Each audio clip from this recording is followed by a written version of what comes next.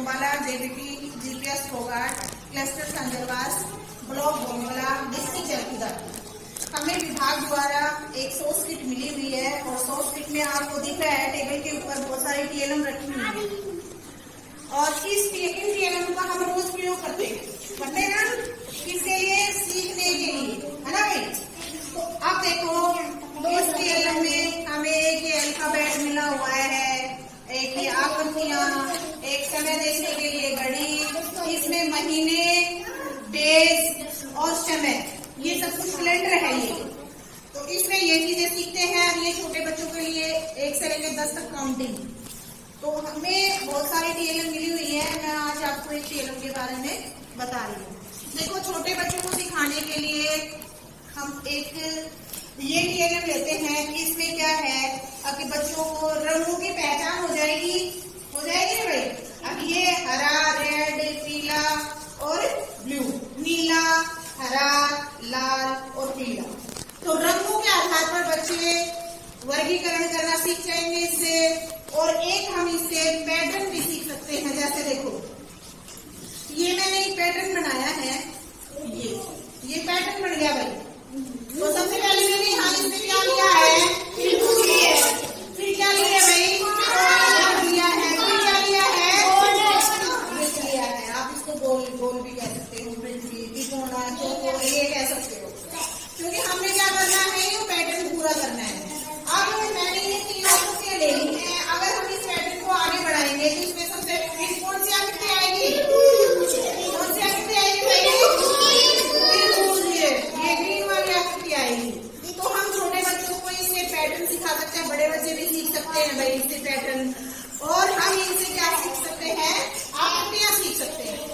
तो सबसे पहले देखो, ये आकृति है, आपको ये आकृति पता है आपको?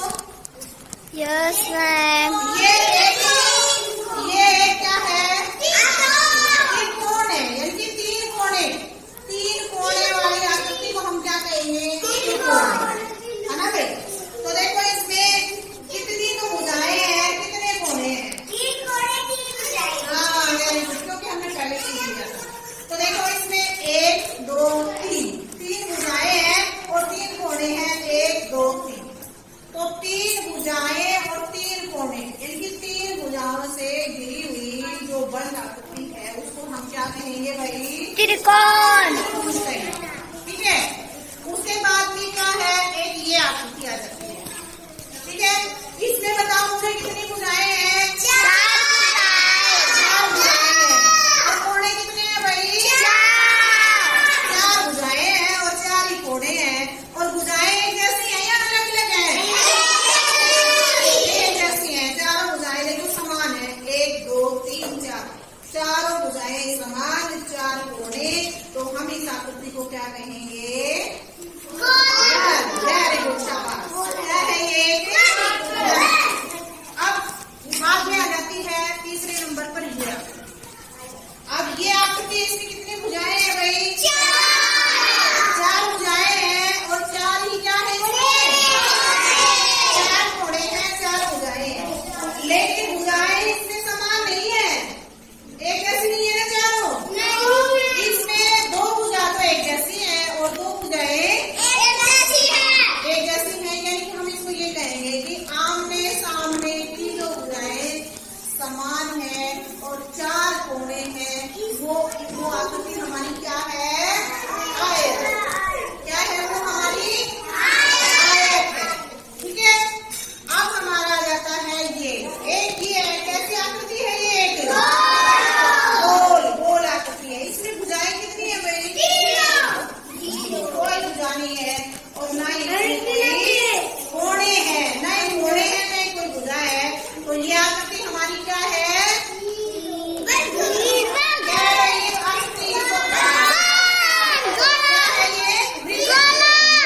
वृत्त है, ठीक है। तो हम इनको, इन आकृतियों से हमने क्या सीखा, वर्ग, आयत और क्या सीखी, त्रिभुज और एक वृत्त। अब मैं बच्चों से जो हमने सीखी है आकृतियां वो बनवा के देखूंगी। अब आपको ये बना के दिखाएगा, आप अब ये रबड़ लो और इसे एक आयत बना के दिखाओ।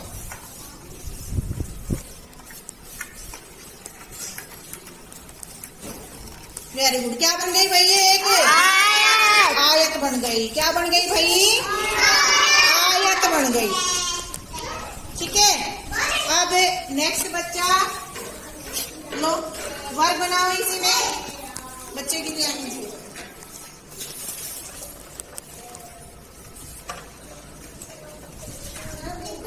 क्या बनाया भाई? ये वर्ग। वेरी गुड, शाबाश। अब आपको अखिलेश आपको क्या बना के दिखाएगा? व्रत बना के दिखाओ।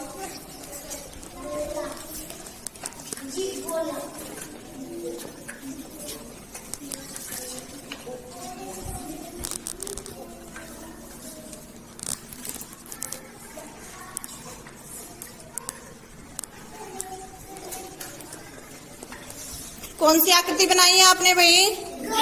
वृत्त। वेरी गुड, शाबाश। और अब कौन सी आकृति रह गई? ये लो, आप बना के दिखाओ त्रिभुज।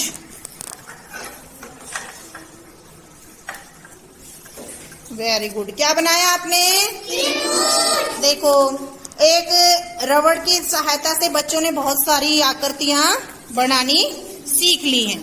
ठीक है, तो ऐसे हम टीएलएम के द्वारा बहुत सारी आकृतियां या हम बहुत कुछ सीख सकते हैं। करके देखेंगे तो हम उस चीज को जल्दी सीख